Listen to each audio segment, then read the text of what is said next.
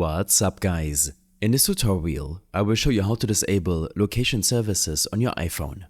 While using your iPhone, open up your Settings app, scroll down and tap on Privacy and Security. From here, select Location Services. This will allow you to first of all disable location services entirely for all apps. But this might not be the best decision, as some applications won't work without verifying your location from time to time, such as the Find My app, which will help you find your iPhone if you lose it.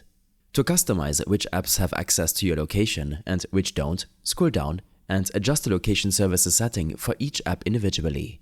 If you'd like to see the location services icon in your status bar when your location is requested, then scroll down and tap on System Services.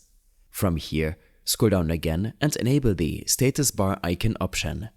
If you find that your menus look different or you can't find these options, make sure your iPhone is running the latest iOS version by heading back to your main settings, selecting General, and then Software Update. Keeping your software up to date would ensure you have all the latest location services features.